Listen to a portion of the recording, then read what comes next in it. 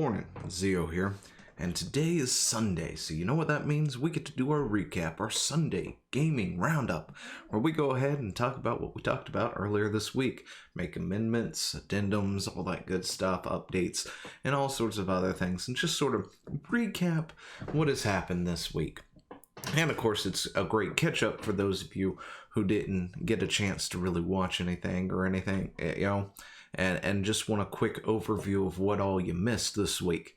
So, if you haven't subscribed to the channel, go ahead and do so now, because I like you. You're cool.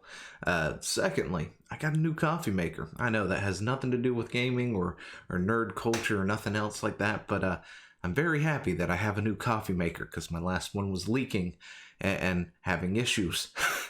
So, now that the new one came in, I can have a fresh pot of coffee. And it makes coffee way quicker than my old one did. That is awesome. I have more coffee quicker. Yes. Anyway, let's just get into it, shall we?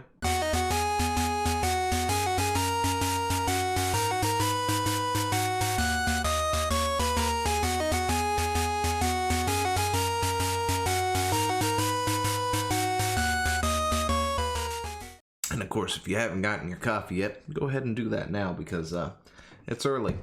Well, it may be early. I'm not sure. It depends on when you actually watch this. Of course, then again, I'm sort of late at recording this one. Normally, I record these on Saturday.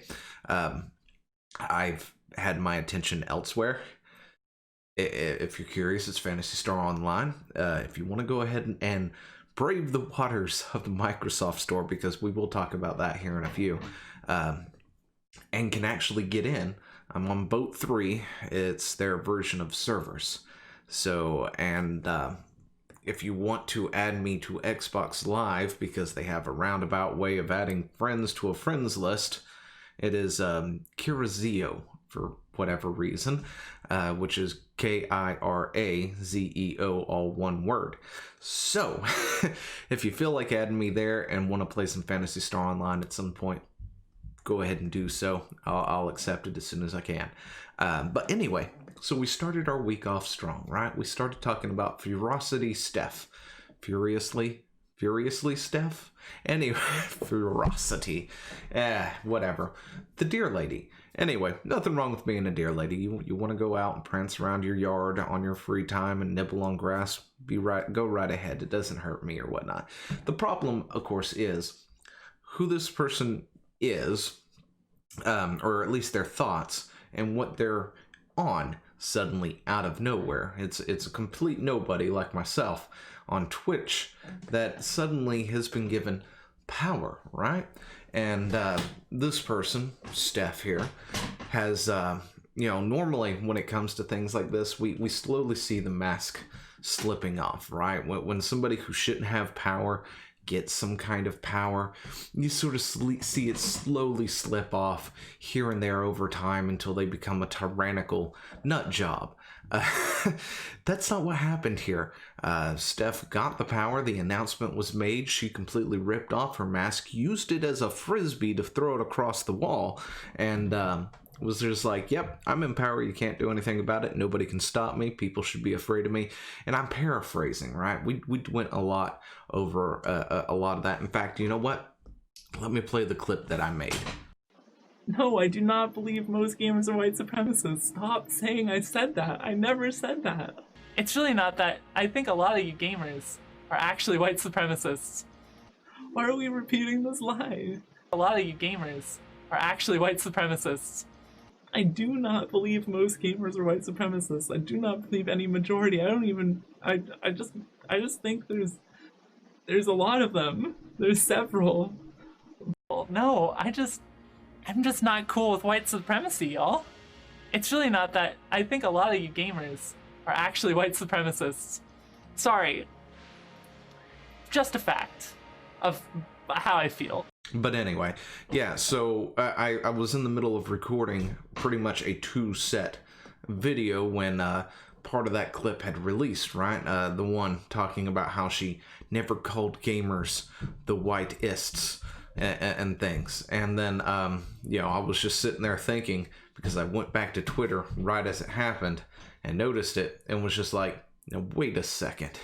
I just talked about this in a video not even seconds ago. I'm going to take these two clips and marry them together. And, it got used somewhere, I'm sure. Anyway, I then uploaded it to Twitter and all that good stuff because I like that. That's pretty good. It's putting your words earlier that week with your words currently. And it's like suddenly, I don't think you changed your mind at all.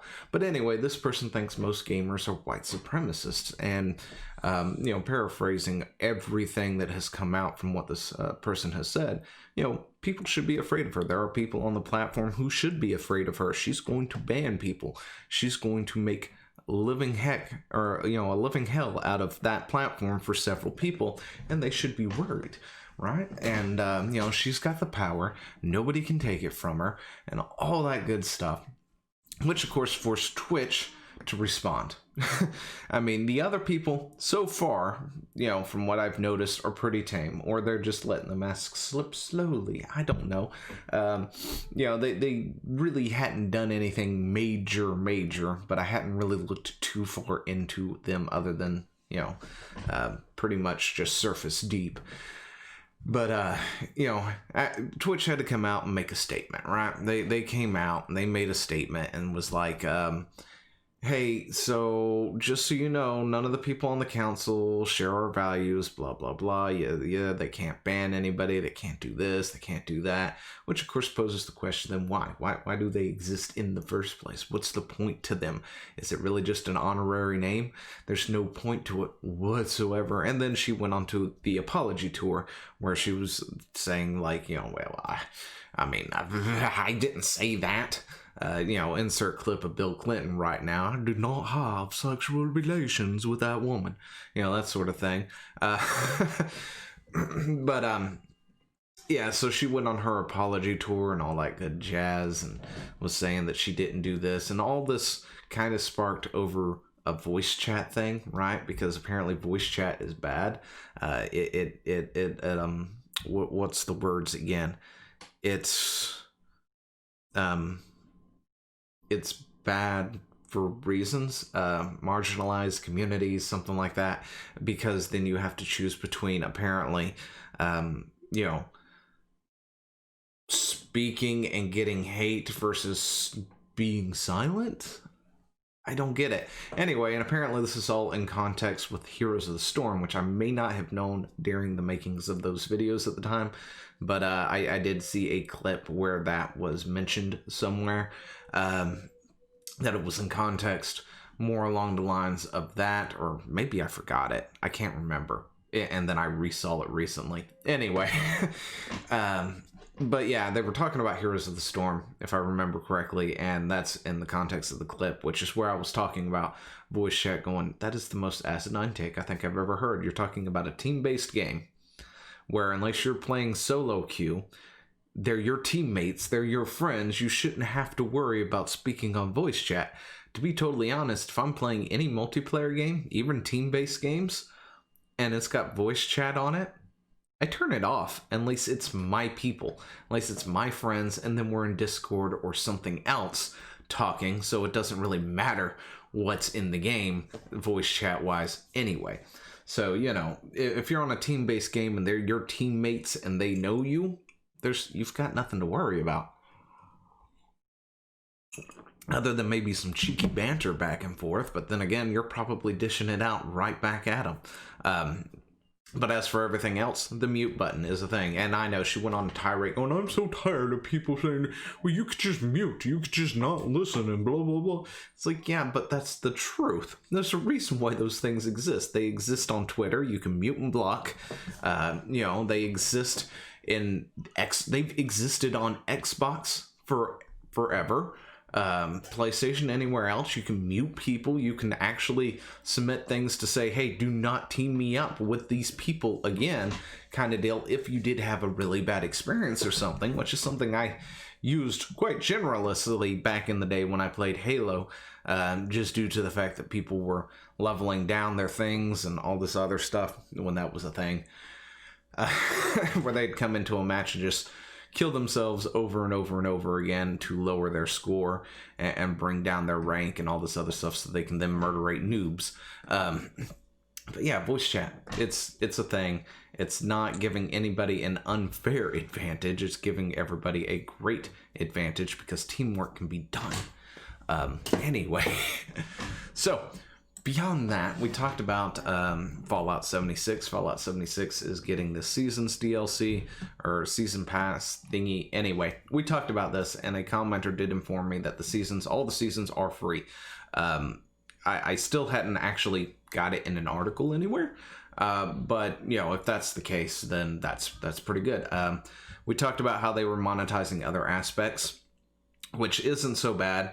I mean, it's monetization. It's still bad, but if they're not charging for each season and stuff like that, or forcing you to have like a season pass where you can have access to all seasons worth of contents, then charging on top of that, that is actually a much better practice than saying here's summer for free, but if you want fall, winter, and spring, you're going to have to pay $39.99 for this Battle Hard and Fallout Pass kind of deal, and then you could, I don't know, pay money to unlock all the other stuff too.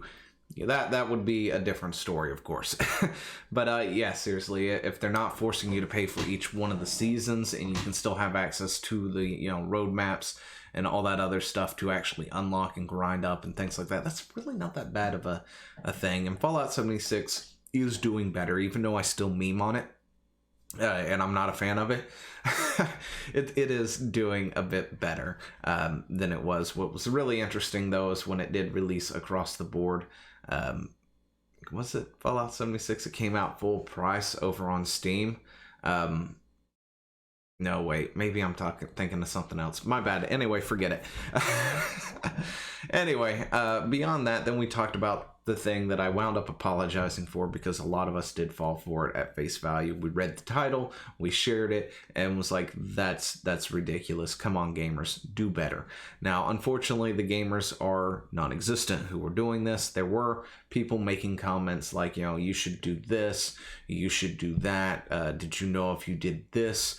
And all this other stuff. And I know how frustrating it can be to have a backseat gamer, especially since I've done it myself. Like, on occasion, I try my hardest not to, unless asked, hey, how do I do this? And then I'm like, yes, you do this. So, you could, if you ever join me when I'm watching somebody else stream or whatnot, you may catch me trying to backseat game and then holding back. And it's like, did you know this is a thing? Would you like help? But, yeah, that stuff can get frustrating, but in reality, she's pulling back on streaming due to her health. I mean, she's 80-some years young, which is pretty good. So, and I think it's just generally cool that she plays Skyrim, because how many people could be like, hey, so my grandma plays Skyrim. Freaking awesome. I can talk Skyrim with her, and that sort of thing. And of course, if she ever moves on to another game, that'd be cool too. But nah, seriously, she'll probably be moving on to Elder Scrolls 6 when it comes out, where she is actually going to be apparently an NPC as well. So check that out when the Elder Scrolls 6 do eventually becomes a thing. You should go definitely check it out, and go check out Skyrim Grandma in game and see if they've got her overpowered or not, because I think that would be kind of cool. Be like the ultimate NPC who can just slay anyone who comes at her. That would be cool. Anyway, then we talked about Persona. Oh gosh, every time I see PSO, I think Persona. I'm sorry. PSO, Phantasy Star Online 2, did release, and it released for the Windows Store. We talked about why, and or more like my disbelief, and you had Steam. Why did you leave Steam? This is a disaster, and it has been nothing short of a disaster. There are other things I can talk about when it comes to Persona Phantasy Star Online 2, because there are other things that sort of grate my gears a little bit, like, how bad the dubbing is, the lag, oh my gosh, the lag, among a few other things, to deal with the game itself, which is, of course, something that Sega would have to fix, of course, but I don't expect them to do so. However, the issues with the store itself is a Microsoft side thing, so we can't really hate on Sega or anything for that, and I don't think it's going to hurt the game too much because people are still trying to get it, and they're still trying to play it, and when everything is said and done, they can finally play it. Of course, it's probably going to be a pretty healthy community, hopefully. Because believe it or not, even though it does have all these massive faults that, I call them massive. Oh gosh, sorry.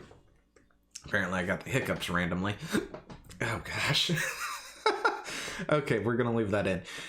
Anyway, so, you know, even though there are issues with it that I generally, so far from what little I have played, is like, this is the kind of stuff that makes me not want to play a game. For whatever reason, it's got me sucked into it, and I'm engaged.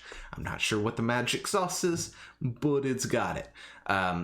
So, you know, there's that. But yeah, if you want to come join me, feel free to do so. I'm going to be playing this game for quite a bit. So we'll see how that goes. And of course, if you're looking for a fix to that, all these videos, of course, are linked down in the description down below, which has a link to everything else that was relevant with it, including the mega thread that we're looking at right this second. Oh, yeah, speaking of which, forgot one more thing. There is an update.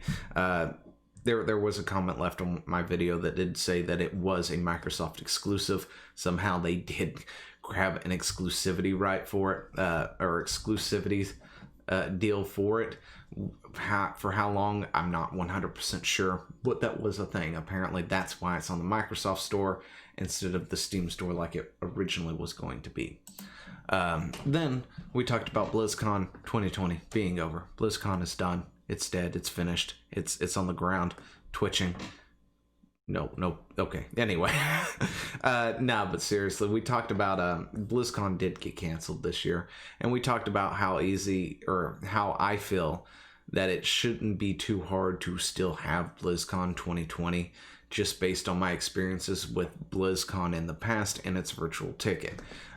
We talked about how, yeah, sure, we're not going to have the show floor and all that good stuff. We're going to probably miss out on things like the cosplay contest and a few other things. But, you know, as for a virtual thing, especially with things coming up in the, you know, at the end of the year, like Shadowlands and Diablo 2, gosh, what was it again? Anyway, Diablo 2 being redone, there is at least something to talk about in BlizzCon, information to divulge, to dump, to discuss, and it wouldn't be too hard to do, especially since they won't have to really work around doing things around the convention center itself, and they can, you know, basically bring it in-house to a smaller area with, you know, more offices and things like that. Anyway, that's about all I got to say. Let me know what you think down in the comments, and I will talk to you later. See ya. Hey, thanks for watching. Don't forget to leave a comment, smash that like button, and always subscribe for more. And of course, there are other videos floating around somewhere on the screen, so click one of those and see if you can find something that suits your fancy. Till then, I'll see you later. Bye.